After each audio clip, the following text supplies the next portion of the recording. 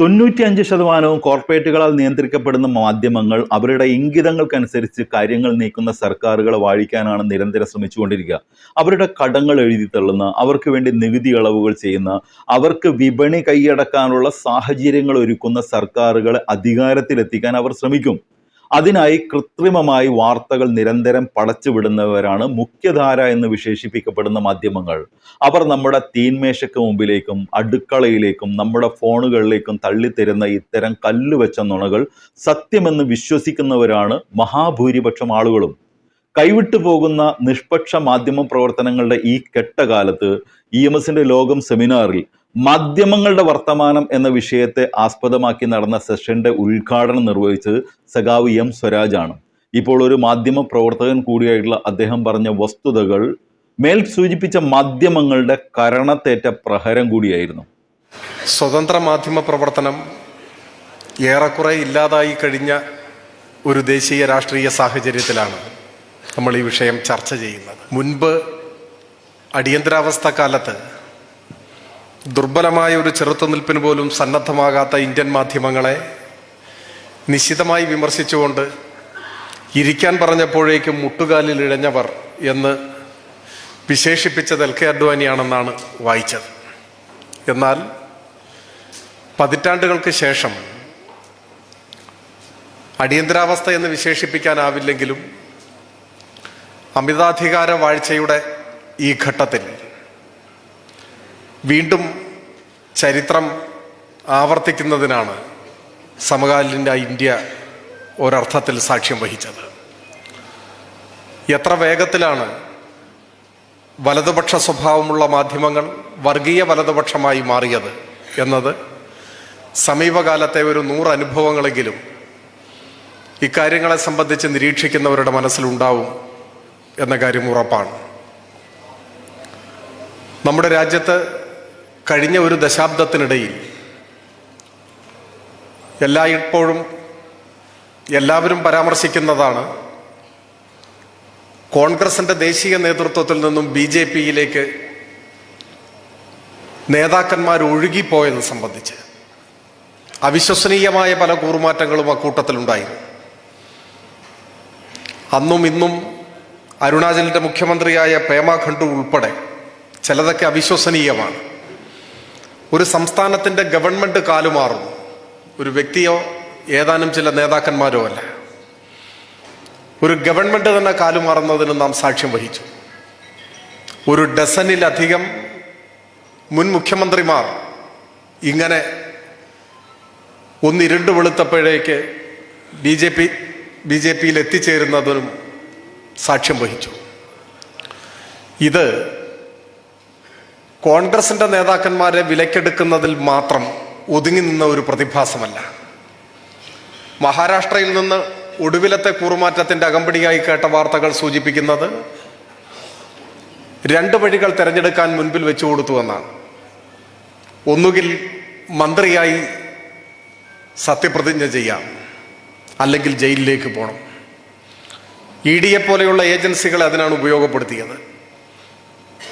മന്ത്രി പദവിയോ അതോ ജയിൽവാസമോ എന്ന ചോദ്യമാണ് മുന്നിൽ നിൽക്കുന്നത്. അത്തരമൊരു ചോദ്യത്തിന്റെ മുന്നിൽ ജയിലിൽ പോയാലും തിരക്കേടില്ല എന്ന് പറയാൻ എത്ര പേർക്കാണ് ആർജവം ഉണ്ടാവുക എന്ന് ഈ അനുഭവങ്ങളെല്ലാം തെളിയിക്കുന്നുണ്ട്. ഇത് കോൺഗ്രസ് നേതൃത്വത്തെ ബാധിച്ച ഒരു പ്രശ്നം മാത്രമല്ല, അല്ലെങ്കിൽ മഹാരാഷ്ട്രയിൽ കോൺഗ്രസ് എന്ന് മാത്രമല്ല, എല്ലാവർക്കും അറിയാം. മാധ്യമങ്ങളും സമാനമെന്ന് പറയാനാവില്ലെങ്കിലും പലതരത്തിലുള്ള സാഹചര്യങ്ങളെ നേരിടുന്നുണ്ട്. വേട്ടയാടലുകൾ, സമ്മർദ്ദങ്ങൾ, പ്രലോഭനങ്ങൾ, ഭീഷണികൾ ഇതെല്ലാം നേരിടുന്നുണ്ട്. അതിൻ്റെ എല്ലാം മുന്നിൽ ദുർബലമായി പോലും ഒരു ചെറുത്തുനിൽപ്പിന് സന്നദ്ധമാകാതെ യുദ്ധം തുടങ്ങുന്നതിന് മുൻപേ കീഴടങ്ങി കൊടുക്കാൻ ഒരു മടിയുമില്ലാത്തവരാണ് എന്ന് മാധ്യമരംഗത്തെ ഒട്ടേറെ ആളുകൾ തെളിയിച്ച ഒരു സന്ദർഭം കൂടിയാണ്. നമ്മുടെ രാജ്യം കഴിഞ്ഞ ഒരു ദശാബ്ദത്തിനിടയിൽ അഭിമുഖീകരിച്ച ഏറ്റവും ഗുരുതരമായ പ്രശ്നങ്ങൾ, രാജ്യത്ത് സ്വാഭാവികമായും ചർച്ച ചെയ്യേണ്ട വിഷയങ്ങൾ, അതിനോടെല്ലാം ഏതു തരത്തിലുള്ള സമീപനമാണ് മെയിൻ സ്ട്രീം മീഡിയ പുലർത്തിയത് എന്ന് ഒന്ന് ആലോചിക്കുന്നത് കൗതുകകരമായിരിക്കും. ഞാൻ അതിലേക്കെല്ലാം വിശദമായി കടന്നു പോകണമെന്നൊന്നും ആഗ്രഹിക്കുന്നില്ല. ലോകത്തിൻ്റെ നെറുകയിലേക്ക് ഇന്ത്യ വളരുന്നു എന്ന അവകാശവാദമാണ് സംഘപരിവാരം മുൻപോട്ട് വെച്ചത്. പ്രധാനമന്ത്രിക്ക് ചാർത്തിയ വിശേഷണം വിശ്വഗുരു എന്നായിരുന്നു. അപ്പോഴാണ് ആഗോള വിശപ്പ് സൂചികയിൽ 111 സ്ഥാനമാണ് നമ്മുടെ രാജ്യത്തിൻ്റെതെന്ന് അടയാളപ്പെടുത്തപ്പെട്ടത്. ഗ്ലോബൽ ഹങ്കർ ഇൻഡെക്സിൽ 111 സ്ഥാനത്തെ പ്രതിനിധീകരിക്കുന്ന ഒരു രാജ്യമാണ് നമ്മുടേത്. 2023 കണക്കാണ്. 2022 അത് 107 2023 ആയപ്പോൾ 4 രാഷ്ട്രങ്ങളുടെ കൂടി പുറകിലായി നാം മാറി. ആഗോള വിശപ്പ് സൂചികയിൽ ആകെ 125 രാജ്യങ്ങളാണ് ഉള്ളത്. 125 രാജ്യങ്ങളിലാണ് ഇപ്പോഴും പട്ടിണി ഗൗരവമായി നിലനിൽക്കുന്നത് എന്നാണ് കണ്ടെത്തുന്നത്. ആ 125 രാജ്യങ്ങളുടെ പട്ടികയിൽ 111 സ്ഥാനത്തേക്ക് നമ്മുടെ രാജ്യം വലിച്ചെറിയപ്പെടുമ്പോഴും നമ്മുടെ മാധ്യമങ്ങളിലും സംഘപരിവാരത്തിന്റെ പ്രചരണത്തിലും മുന്നിട്ട് നിൽക്കുന്നത് ഇന്ത്യയുടെ മുന്നേറ്റമാണ്. അതാണ് പ്രത്യേകത. ഇങ്ങനെ ബോധപൂർവം മൂടിവയ്ക്കപ്പെട്ട, മാധ്യമങ്ങളുടെ കൂടി സഹായത്തോടെ മൂടിവയ്ക്കപ്പെട്ട നിരവധിയായ കാര്യങ്ങൾ നമുക്ക് കാണാൻ സാധിക്കും. 2017 മുതൽ 2023 വരെ 6 വർഷത്തിനിടയിൽ ഉത്തർപ്രദേശിൽ മാത്രം എൻകൗണ്ടറുകൾ എന്ന് പേരിട്ട വ്യാജ എൻകൗണ്ടറുകൾ എന്ന് പലരും ചൂണ്ടിക്കാണിക്കുന്ന ഏറ്റുമുട്ടലുകൾ, ഏകപക്ഷീയമായ ഭരണകൂടത്തിൻ്റെ ആക്രമണം, 190 മനുഷ്യരാണ് കൊല്ലപ്പെട്ടത്. മലയാളത്തിലെ ഏതെങ്കിലും ഒരു പ്രധാനപ്പെട്ട മാധ്യമം ഗൗരവത്തോടുകൂടി ഈ കാര്യം റിപ്പോർട്ട് ചെയ്യുകയോ മുഖപ്രസംഗം എഴുതുകയോ ചെയ്തിട്ടുണ്ടോ എന്നറിഞ്ഞുകൂടാ. 6 വർഷത്തിനിടയിൽ UP-യിൽ മാത്രം 190 മനുഷ്യരെ വെടിവെച്ചു കൊന്നു. 5591 പേർ ഗുരുതരമായി, സാരമായി അതിൽ പരിക്കേറ്റു. 10,900-ലധികം ഇത്തരത്തിലുള്ള ഏറ്റുമുട്ടലുകൾ ഉണ്ടായി എന്നാണ്. കൊല്ലേണ്ടവരെ നിശ്ചയിക്കുകയും വെടിവെച്ച് കൊല്ലുകയും ചെയ്യുന്ന പരിപാടി ലോകത്തിലെ ഏറ്റവും വലിയ ജനാധിപത്യ രാജ്യം എന്ന് അഭിമാനിക്കുന്ന ഇന്ത്യയിലെ ഏറ്റവും വലിയ സംസ്ഥാനത്ത് നിർബാധം നടന്നുകൊണ്ടിരിക്കുകയാണ്. 10,900-ലധികം പോലീസ് ആക്രമണങ്ങൾ, 190 കൊലപാതകം, 5591 പേർക്ക് സാരമായ പരിക്ക് നമ്മുടെ രാജ്യത്തിൻ്റെ സമകാലീന ചിത്രമാണ്. ഇപ്പോഴും നമ്മുടെ രാജ്യത്തെ ജയിലുകളിൽ നിരവധി വർഷങ്ങളായി തടവിൽ കിടക്കുന്ന, നീതിപൂർവമായ വിചാരണ പോലും നിഷേധിക്കപ്പെട്ടവരുടെ എണ്ണം, അതിലെ ന്യൂനപക്ഷങ്ങളുടെയും മറ്റു പിന്നോക്ക വിഭാഗങ്ങളിൽപ്പെട്ടവരുടെയും എണ്ണം, ഇത്തരം കാര്യങ്ങളിലേക്കൊന്നും നമ്മുടെ രാജ്യത്തെ മാധ്യമ പ്രവർത്തനം കടന്നു ചെല്ലുന്നതേയില്ല. ഇങ്ങനെ നിരവധിയായ കാര്യങ്ങൾ, ഇതെല്ലാം സമർത്ഥമായി മൂടിവെക്കപ്പെടുകയും എന്തൊക്കെയാണ് ആഘോഷിക്കേണ്ടത്, പ്രചരിപ്പിക്കേണ്ടത് എന്ന് ഗവൺമെന്റ് തന്നെ തീരുമാനിക്കുകയും അതിൻ്റെ വിനീത വിധേയരായ പ്രചാരകരായി മാറുകയും ചെയ്യുന്ന മാധ്യമങ്ങളെയാണ് നമ്മുടെ രാജ്യത്ത് കാണാൻ സാധിക്കുന്നത്. കേരളത്തിലെ മാധ്യമങ്ങൾ നമ്മുടെ രാജ്യത്തിൻ്റെ മറ്റു ഭാഗങ്ങളിൽ പ്രവർത്തിക്കുന്ന മാധ്യമങ്ങളെക്കാൾ കൂടുതൽ മേനി നടിക്കുന്നവരാണ്. പലപ്പോഴും സത്യാന്വേഷികളാണ് എന്ന് സ്വയം പരിചയപ്പെടുത്താൻ ശ്രമിക്കുന്നവരാണ്. ഇവിടെ ചില പരാതികൾ, പ്രത്യേക സന്ദർഭങ്ങളിൽ ചില പരാതികൾ, രേഖാമൂലമുള്ള പരാതികളിന്മേലുള്ള നിയമാനുസൃത നടപടികളിലേക്ക് കടന്നു പോകും. അത് മാധ്യമ സ്വാതന്ത്ര്യത്തിന് മേലുള്ള കടന്നുകയറ്റമാണ് എന്ന് വ്യാഖ്യാനിക്കപ്പെട്ടിട്ടുണ്ട്. അത് മാധ്യമ മാരണ പ്രവർത്തനമാണ് എന്ന് വ്യാപകമായി പ്രചരിപ്പിക്കപ്പെട്ടിട്ടുമുണ്ട്. അന്ന് മലയാള മനോരമ ന്യൂസ് സംഘടിപ്പിച്ച ചർച്ചയുടെ തലക്കെട്ട് ഏഷ്യാനെറ്റ് നേതൃത്വം കൊടുത്ത പ്രചരണത്തിന്റെ തലവാചകം ഞങ്ങൾ മിണ്ടും എന്നാണ്. നിശബ്ദരാക്കാൻ നോക്കുന്നു എന്നാണ് പരാതി. അപ്പൊ അങ്ങനെ നിശബ്ദരാക്കാൻ നോക്കിയിട്ട് കാര്യമില്ല, ഞങ്ങൾ ശബ്ദിക്കും എന്നാണ്.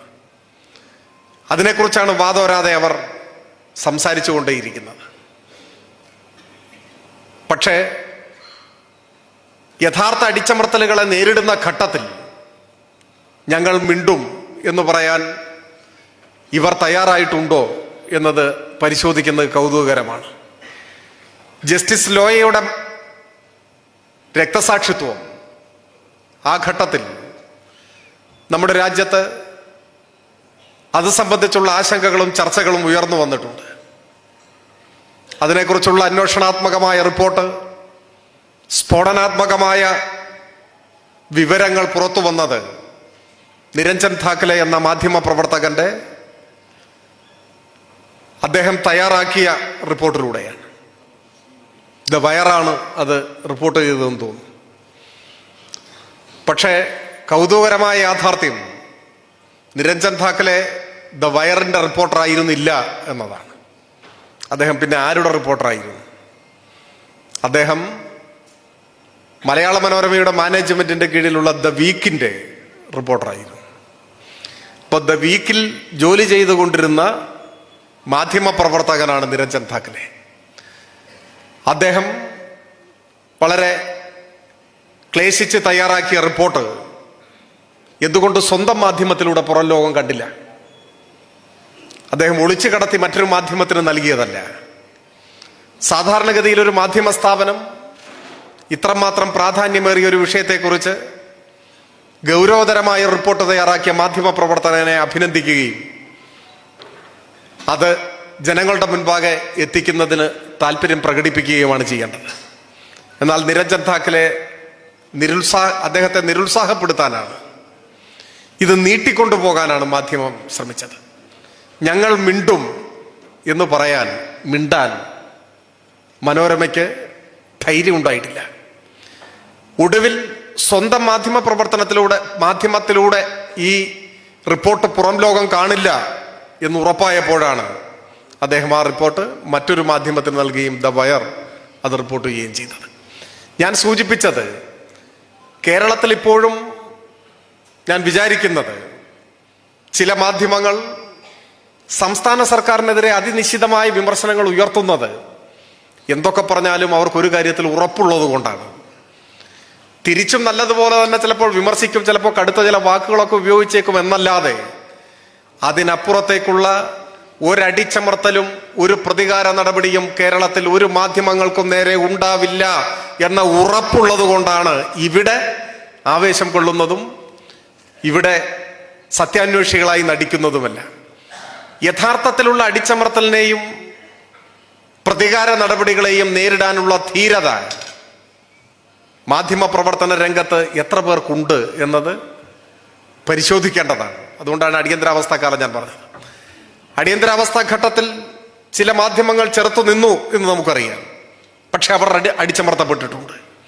രാജ്മോഹൻ ഗാന്ധിയുടെ ഹിമ്മത്ത് പോലെ, നിഖിൽ ചക്രവർത്തിയുടെ മെയിൻ സ്ട്രീം പോലെ, രമേഷ് താപ്പറുടെ സെമിനാർ പോലെ, അങ്ങനെ ദേശീയാടിസ്ഥാനത്തിലും കേരളത്തിലുമുണ്ട് അടിച്ചമർത്തലുകൾക്ക് വിധേയരായ മാധ്യമങ്ങളുണ്ട്. പക്ഷെ അത് വിരലെണ്ണി തീർക്കാൻ പറ്റും. പ്രധാനപ്പെട്ട മാധ്യമങ്ങളെല്ലാം അതിവേഗം വിധേയരായി മാറുകയാണ് ചെയ്യുന്നത്. ഇപ്പോഴത്തെ ഇന്ത്യയും കാണിച്ചു തരുന്നതാണ്. കേരളത്തിൽ സംസ്ഥാന ഗവൺമെന്റിനെതിരെ നിശിതമായ വിമർശനം ഉയർത്തുന്നവർ ശരിയായി നേരത്തെ പറഞ്ഞ തിരിച്ചറിവുള്ളവരാണ്. എന്തൊക്കെ പറഞ്ഞാലും ഇവിടെ അത്തരമൊരു അടിച്ചമർത്തലില്ല എന്നവർക്കറിയാം. അങ്ങനെ ഉണ്ടാവില്ല എന്ന് ഉറപ്പുണ്ട്. ആ ഉറപ്പ് പകർന്നു നൽകുന്ന ആത്മവിശ്വാസമാണ്. ആത്മവിശ്വാസത്തിലാണ് ഈ വിമർശനം. അത് അതിൻ്റെ വഴിക്ക് പോട്ടെ. എന്നാൽ രാജ്യം നേരിടുന്ന വെല്ലുവിളികളുടെയും നിർബന്ധമായും ചർച്ച ചെയ്യേണ്ട പ്രശ്നങ്ങളുടെയും മുൻപിൽ പാലിക്കുന്ന നിസ്സംഗതയും നിർവികാരതയും ഞാൻ നേരത്തെ സൂചിപ്പിച്ചു. അത് എൻകൗണ്ടറിന്റെ വ്യാജ എൻകൗണ്ടറുകളുടെ വിഷയമായിരുന്നാലും അന്യായ തടങ്കലിന്റെ വിഷയമായിരുന്നാലും ലോകത്തിന്റെ മുൻപിൽ ഇന്ത്യ കൂടുതൽ കൂടുതൽ ദുർബലമാകുന്നത് സംബന്ധിച്ച ആധികാരികമായ സ്ഥിതിവിവര കണക്കുകൾ സംബന്ധിച്ച ചർച്ചയായിരുന്നാലും ഒക്കെ അതിൽ പാലിക്കുന്ന ആ ജാഗ്രത, അത്തരം കാര്യങ്ങളിൽ ഇടപെടാതിരിക്കാനുള്ള ജാഗ്രത, ഒപ്പം വർഗീയ വലതുപക്ഷത്തിന്റെ വിധേയരായ ഭൃത്യരാണ് തങ്ങളെന്ന് തെളിയിക്കാൻ കിട്ടുന്ന ഒരവസരവും പാഴാക്കാതിരിക്കുന്നത് മുൻപ് സൂചിപ്പിച്ചിട്ടുള്ളതാണ്. മലയാള മനോരമ ന്യൂസ് കോൺക്ലേവ് ഉദ്ഘാടനം ചെയ്യാൻ അതിനു മുൻപ് മാധ്യമങ്ങളെ അഭിമുഖീകരിക്കാനേ തയ്യാറായിട്ടില്ലാത്ത ഇന്ത്യൻ പ്രധാനമന്ത്രിയെയാണ് ക്ഷണിച്ചു കൊണ്ടുവന്നത്. ന്യൂസ് കോൺക്ലേവിന്റെ ഉദ്ഘാടനത്തിനാണ്. അതിന് പറ്റിയ ആളാണ് പ്രധാനമന്ത്രി. അമേരിക്കൻ പ്രസിഡന്റിന് ഇന്ത്യൻ പ്രസിഡന്റ് കൊടുത്ത വിരുന്നു സൽക്കാരത്തിലേക്ക് ക്ഷണിക്കപ്പെട്ടത് മലയാള മനോരമയുടെ മേധാവിയെ കൂടിയാണ് എന്നും നാം കാണേണ്ടതായിട്ടുണ്ട്. ഇതെല്ലാം നമുക്ക് ചുറ്റും സംഭവിച്ചുകൊണ്ടിരിക്കുന്ന കാര്യങ്ങളാണ്. ഓരോ വാർത്തകളെയും സമീപിക്കുന്ന രീതി, സ്റ്റാൻ സ്വാമിയുടെ രക്തസാക്ഷിത്വം സമീപകാല ഇന്ത്യ ചരിത്രത്തിലെ സുപ്രധാനമായ ഒരു ഘട്ടമാണ്. ആ ചരിത്രം ഇവിടെ വിശദീകരിക്കാൻ ഞാൻ ആഗ്രഹിക്കുന്നില്ല, എല്ലാവർക്കും അതറിയാം. ജയിലിൽ പോലും പീഡിപ്പിക്കപ്പെട്ട ഒരാളാണ് സ്റ്റാൻ സ്വാമി. അദ്ദേഹം ആരായിരുന്നു? അദ്ദേഹം പ്രതിനിധാനം ചെയ്തത് ഏതേത് മൂല്യങ്ങൾക്ക് വേണ്ടിയായിരുന്നു? എങ്ങനെയാണ് അദ്ദേഹം ഉൾപ്പെടെയുള്ളവരെ കള്ളക്കേസിൽ കുടുക്കി തുറങ്കിലടച്ചത്? എല്ലാം നമ്മുടെ മുന്നിലുണ്ട്. ആ ദിവസം മലയാള മനോരമ ദിനപത്രത്തിന്റെ തലക്കെട്ട് സ്റ്റാൻ സ്വാമി ആശുപത്രിയിൽ മരിച്ചു എന്നായിരുന്നു. സ്റ്റാൻ സ്വാമി ആശുപത്രിയിൽ മരിച്ചു. മലയാളത്തിൽ ഇങ്ങനെയൊക്കെയുള്ള പ്രയോഗങ്ങൾ ഉണ്ടാക്കാൻ കഴിയുമെന്ന് തെളിയിച്ച ഒരു മാധ്യമം കൂടിയാണ്. അത് ഒറ്റപ്പെട്ടത് മാത്രമല്ല, ഇപ്പോ കൗതുകരമായൊരു തലക്കെട്ട് കഴിഞ്ഞ ദിവസം കണ്ടു മനോരമയിൽ തന്നെ. സപ്ലൈകോയുടെ ചില്ലറ വിൽപ്പനശാലകളിലൊന്നും അവശ്യ സാധനങ്ങൾ ഇല്ല എന്നത് വലിയ വിമർശനമായിരുന്നു. എന്നാൽ പിന്നീട് അത് പരിഹരിച്ചു, സാധനങ്ങളൊക്കെ വന്നു. പിന്നീട് അവശ്യ സാധനങ്ങളുടെ വില വർദ്ധിപ്പിച്ചു. അതൊരു വലിയ വിവാദമായി ഉയർത്തിക്കൊണ്ടുവന്നിരുന്നു. കേരളം എന്ന സംസ്ഥാനം രൂപപ്പെട്ടതിന് ശേഷം ഇങ്ങോട്ടുള്ള വിലക്കയറ്റത്തിന്റെ ചരിത്രം പരിശോധിച്ചാൽ ഏതാണ്ട് 8 വർഷം ഒരു നയാ പൈസ പോലും ഇത്തരത്തിലുള്ള സപ്ലൈകോയുടെ ചില്ലറ വിൽപ്പനശാലകളിൽ, മാവേലി സ്റ്റോറുകളിലൊന്നും ഒരു പൈസ പോലും വില വർദ്ധിച്ചിട്ടില്ല. സത്യത്തിൽ 2016 നിയമസഭാ തെരഞ്ഞെടുപ്പിൽ ഇടതുപക്ഷ ജനാധിപത്യ മുന്നണിയുടെ പ്രകടന പത്രികയിലെ ഒരു ഇനമായിരുന്നു 5 കൊല്ലം പൊതുവിപണിയിൽ ഈ സർക്കാർ നിയന്ത്രണത്തിലുള്ള സ്ഥാപനങ്ങളിൽ നിത്യോപയോഗ അവശ്യ സാധനങ്ങളുടെ വില വർദ്ധിപ്പിക്കില്ല.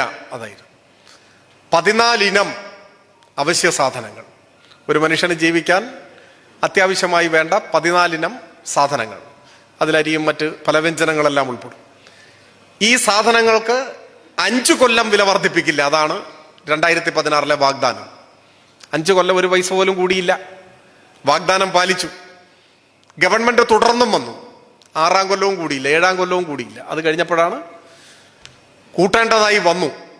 പക്ഷേ കേരളത്തിൽ എത്ര വലിയ പ്രതിഷേധമാണ് മാധ്യമങ്ങൾ ഉയർത്തിക്കൊണ്ടുവന്നത്. എന്നാലിപ്പോ കഴിഞ്ഞ മാസം സപ്ലൈകോയുടെ ചില്ലറ വിൽപ്പനശാലകളിൽ ഈ അവശ്യ സാധനങ്ങളുടെ വില കുറച്ചു. മലയാള മനോരമ ആ ദിവസം വാർത്തയ്ക്ക് കൊടുത്ത തലക്കെട്ട് അവശ്യ സാധനങ്ങളുടെ വില പുതുക്കി നിശ്ചയിച്ചു എന്നാണ്. കുറച്ചു എന്ന വാക്ക് മലയാള മനോരമയ്ക്ക് അറിയേയില്ല. പുതുക്കി നിശ്ചയിച്ചു എന്ന് പറഞ്ഞാൽ എന്താ അർത്ഥം? അങ്ങനെയും മലയാളം ഉപയോഗിക്കാൻ പറ്റും എന്ന് നിങ്ങൾ മനസ്സിലാക്കിക്കോ. അവശ്യ സാധനങ്ങളുടെ വില പുതുക്കി നിശ്ചയിച്ചു.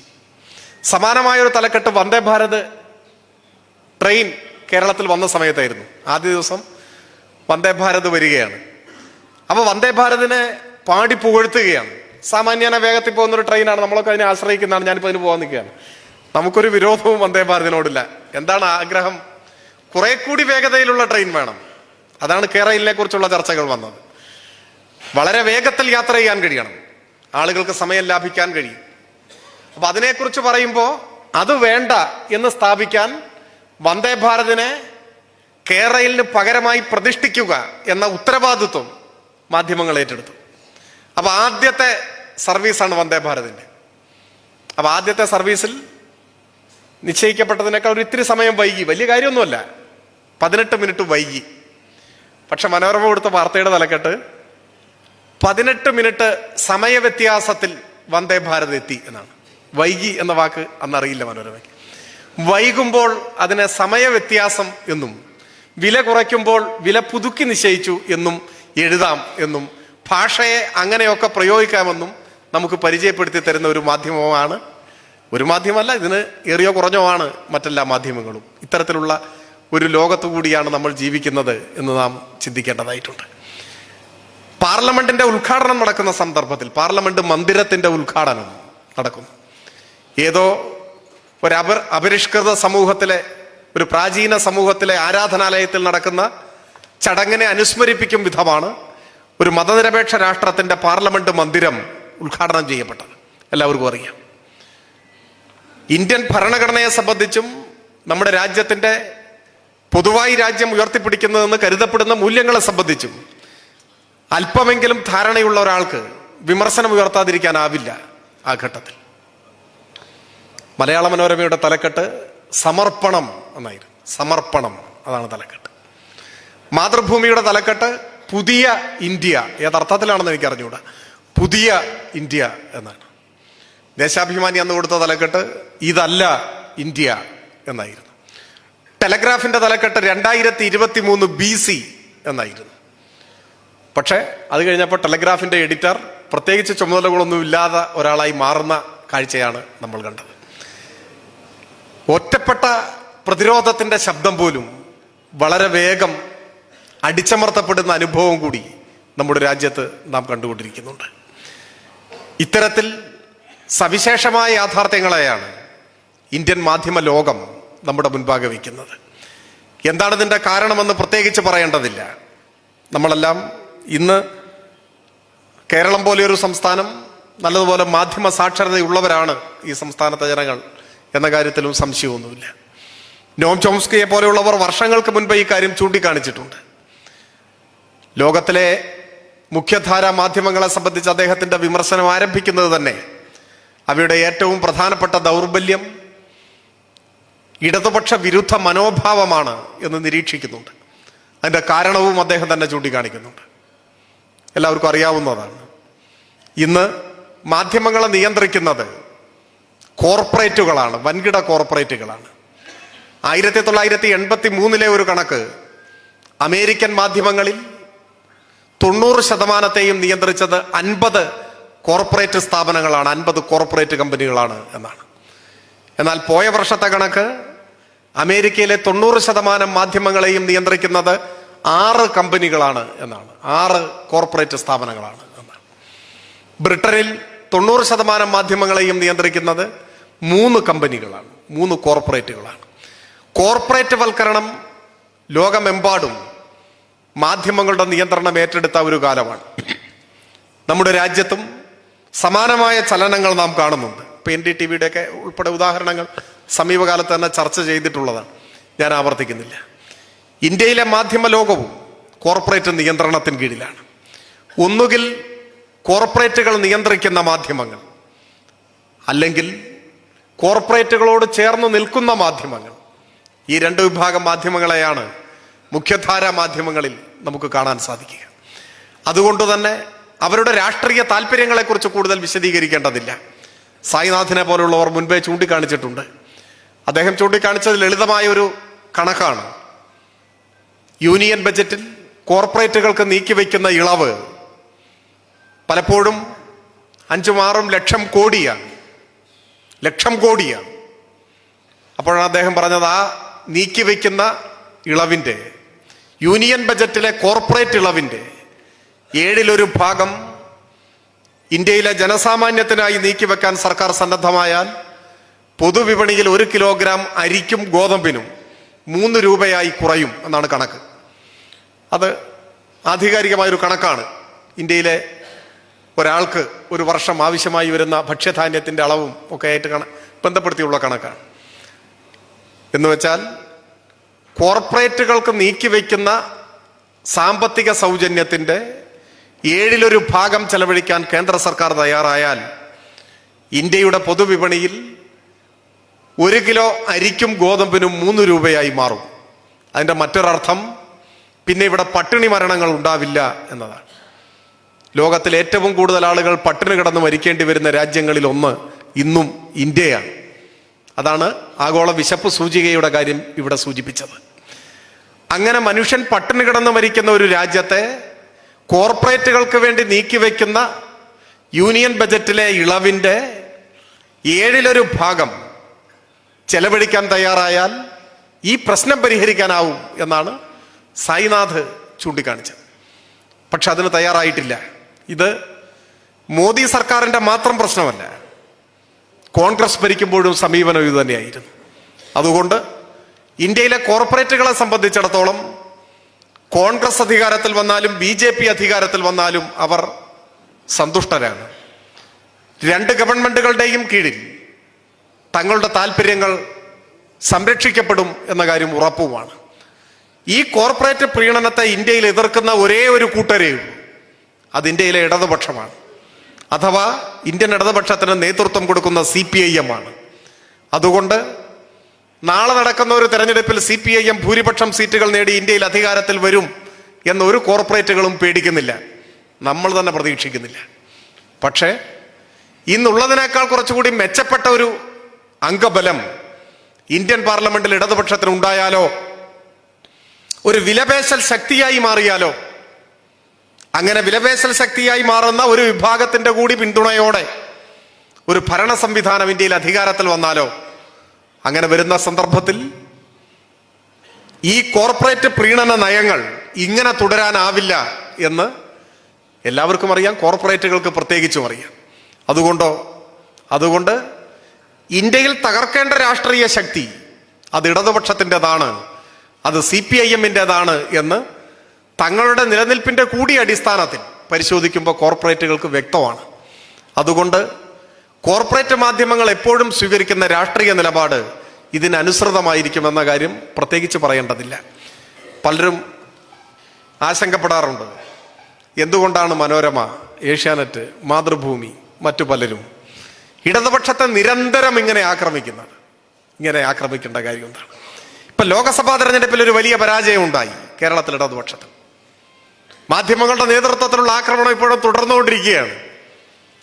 അത് കേട്ടാൽ തോന്നുക ലോകത്തിലെ അവസാനത്തെ തെരഞ്ഞെടുപ്പാണ് ഈ തെരഞ്ഞെടുപ്പ് എന്നാണ്. ഇനിയൊരു തെരഞ്ഞെടുപ്പില്ല എന്നാണ് തോന്നുന്നത്. പഴയ മനോരമയുടെ ഒരു മുഖപ്രസംഗം എടുത്ത് വായിച്ചു നോക്കി ഞാൻ. അത് UDF-ന് വലിയ ആഘാതമേറ്റ ഒരു തെരഞ്ഞെടുപ്പായിരുന്നു. UDF വലിയ പരാജയം നേടിയ ഒരു തെരഞ്ഞെടുപ്പ്. അപ്പൊ മനോരമ മുഖപ്രസംഗത്തിൽ എഴുതുകയാണ്, ഒരു തിരഞ്ഞെടുപ്പ് ഫലത്തിന്റെ അടിസ്ഥാനത്തിലല്ല രാഷ്ട്രീയമായ വിലയിരുത്തലുകൾ നടത്തേണ്ടത്. മനോരമ ഓർമ്മിപ്പിക്കുകയാണ്, ഒരു തോൽവി കൊണ്ട് ഒന്നും അവസാനിക്കില്ല. കാര്യങ്ങളെല്ലാം ശരിയായി വിലയിരുത്തി മനസ്സിലാക്കി പൂർവാധികം ശക്തിയോടെ തിരിച്ചു വരാനുള്ള അവസരങ്ങൾ നിങ്ങളുടെ മുന്നിലുണ്ട്, നിങ്ങൾ ക്ഷീണിച്ചു പോകരുത് എന്ന് മനോരമ ഉപദേശിക്കുകയാണ്, ഓർമ്മപ്പെടുത്തുകയാണ്. UDF-ന് പരാജയം സംഭവിക്കുമ്പോൾ സ്വീകരിക്കേണ്ട രാഷ്ട്രീയ ദൗത്യം എന്താണ് എന്ന് മുഖ്യധാര മാധ്യമങ്ങൾക്കറിയാം. ഇടതുപക്ഷം പരാജയപ്പെടുമ്പോൾ സ്വീകരിക്കേണ്ടത് എന്താണ് എന്നും അവർക്കറിയാം. അതിൻ്റെ വഴിയെ മുൻപോട്ട് പോവുകയും ചെയ്യും. ഞാൻ കൂടുതൽ ഇത്തരം കാര്യങ്ങളെക്കുറിച്ച് വിശദീകരിക്കണമെന്ന് ആഗ്രഹിക്കുന്നില്ല. പ്രതീക്ഷയുടെ ഒരു ചെറിയ പ്രകാശനാളം പോലും കണ്ടെടുക്കാനാവാത്തത്ര ആസുരമായ ഒരു അന്തരീക്ഷം ഇന്ത്യൻ മാധ്യമരംഗത്തുണ്ട് എന്ന് പറഞ്ഞാൽ അത് അതിശയോക്തിയാവില്ല. എന്നാൽ അതിൻ്റെ ഒരു മറുഭാഗമുണ്ട്. ശാസ്ത്ര സാങ്കേതിക വൈജ്ഞാനിക മണ്ഡലങ്ങളിലെ മഹാവിസ്ഫോടനങ്ങൾക്കനുസൃതമായി രൂപപ്പെട്ടു വന്ന ചില അവസരങ്ങളെ ഒരു ബദൽ സാധ്യത എന്ന നിലയിൽ ഉയർത്തിക്കൊണ്ടുവരാൻ പലരും പരിശ്രമിച്ചിട്ടുണ്ട്, പലർക്കും അതിന് സാധിച്ചിട്ടുമുണ്ട്. ഇപ്പോൾ നമ്മുടെ രാജ്യത്ത് വിരലിലെണ്ണാവുന്നതെങ്കിലും ചില ഓൺലൈൻ മാധ്യമങ്ങൾ, ഒപ്പം സാമൂഹ്യ മാധ്യമ പ്ലാറ്റ്ഫോമിനെ ഉപയോഗപ്പെടുത്തുന്ന ചില വ്യക്തികൾ, ചിലത് ഒറ്റയാൾ പോരാട്ടങ്ങളാണ്. ധ്രുവറാട്ടിയെ കുറിച്ചൊന്നും ഞാൻ വിശദമായിട്ട് ഇവിടെ പ്രസംഗിക്കേണ്ട കാര്യമില്ല, എല്ലാവരും അതെല്ലാം ചർച്ച ചെയ്തുകൊണ്ടിരിക്കുന്ന ഒരു സന്ദർഭമാണ്. ചില ഓൺലൈൻ മാധ്യമങ്ങളായി സ്വയം മാറിയ ചില വ്യക്തികൾ, വിപരീതാനുഭവങ്ങൾ ഏറെ ഉണ്ടാവാം. എങ്കിലും ഈ ഘട്ടത്തിൽ ഇന്ത്യൻ മാധ്യമ പ്രവർത്തനത്തിന്റെ വർത്തമാനത്തെക്കുറിച്ച് സംസാരിക്കുമ്പോൾ ഇത്തരത്തിലുള്ള ചില കാര്യങ്ങളാണ് പ്രതീക്ഷാപൂർവം നമുക്ക് കണ്ടെടുക്കാനാവുക. ചില കൂട്ടായ്മകളും അങ്ങനെ രൂപപ്പെട്ടു വരുന്നുണ്ട്. ഞാനിവിടെ പ്രത്യേകിച്ച് ഒന്നിൻ്റെയും പേര് പറയാൻ ആഗ്രഹിക്കുന്നില്ല. ഈ നവമാധ്യമ പ്ലാറ്റ്ഫോമുകളെ ഉപയോഗപ്പെടുത്തിക്കൊണ്ട് ഒരു ജനപക്ഷ മാധ്യമ പ്രവർത്തനത്തിന്റെ സാധ്യതകളെ കുറിച്ച് ആരായുന്ന മുഖ്യധാരാ മാധ്യമങ്ങൾ ചർച്ച ചെയ്യാൻ ഇഷ്ടപ്പെടാത്ത കാര്യങ്ങൾ ജനങ്ങളുടെ മുൻപാകെ കൊണ്ടുവരാൻ ഒക്കെ ശ്രമിക്കുന്ന ചില മാധ്യമങ്ങൾ, ഓൺലൈൻ മാധ്യമങ്ങൾ, ആ പ്ലാറ്റ്ഫോമിൽ പ്രവർത്തിച്ചു കൊണ്ടിരിക്കുന്ന ചില വ്യക്തികൾ, അവരുടെ പ്രവർത്തനങ്ങളാണ് ഒരുപക്ഷെ കൂടുതൽ വന്ധ്യമായി കൊണ്ടിരിക്കുന്ന നമ്മുടെ മാധ്യമരംഗത്തെ, വിശാലമായ അർത്ഥത്തിൽ മാധ്യമരംഗത്തെ ഒന്ന് പിടിച്ചു നിർത്താൻ സഹായിക്കുന്നത് എന്നും നമുക്ക് തിരിച്ചറിയാൻ കഴിയുന്ന ഒരു സന്ദർഭമാണിത്. ഇവിടെ ഓരോ വ്യക്തിയും ഓരോ മാധ്യമ പ്രവർത്തക ആകാനുള്ള ഒരു സാധ്യത നമ്മുടെ മുന്നിലുണ്ട്. അത് കുറച്ചു കാലമായി രൂപപ്പെട്ടു വന്ന ഞാൻ ഈ സൂചിപ്പിച്ച ആ നവമാധ്യമ പശ്ചാത്തലത്തിലെ ഒരു സാധ്യതയാണ്. ആ സാധ്യതയെ ശരിയായി ഉപയോഗപ്പെടുത്താൻ മുന്നോട്ട് വരുന്ന ധാരാളം ആളുകളും ഇപ്പോൾ നമുക്ക് ചുറ്റുമുണ്ട്. അത് ഒരു പ്രതീക്ഷയാണ്, അതൊരു സാധ്യതയാണ്. ഇത്തരത്തിലുള്ള മാധ്യമ സെമിനാറുകളിലും എനിക്ക് സൂചിപ്പിക്കാനുള്ളത്, അത്തരം സാധ്യതകളെ ഉപയോഗപ്പെടുത്താൻ ഓരോ വ്യക്തിയും മുൻപോട്ട് വരണം. ആ ഒരു സാധ്യത നമ്മുടെ മുൻപിൽ നിലനിൽക്കുന്നുണ്ട് എന്ന് മാത്രമാണ്. അരമണിക്കൂർ സംസാരിക്കാമെന്നാണ് ഞാൻ കരുതിയത് ഉദ്ഘാടന പ്രസംഗം എന്നല്ലേ. ഇപ്പോൾ കൃത്യം അരമണിക്കൂറായി. ഞാൻ അവസാനിപ്പിക്കുന്നു. ഈ സെമിനാർ ഔപചാരികമായി ഉദ്ഘാടനം ചെയ്യുന്നതായി അറിയും. മറ്റൊരു വീഡിയോ ആയിട്ട് വരുന്നവരെല്ലാവർക്കും ഗുഡ് ബൈ.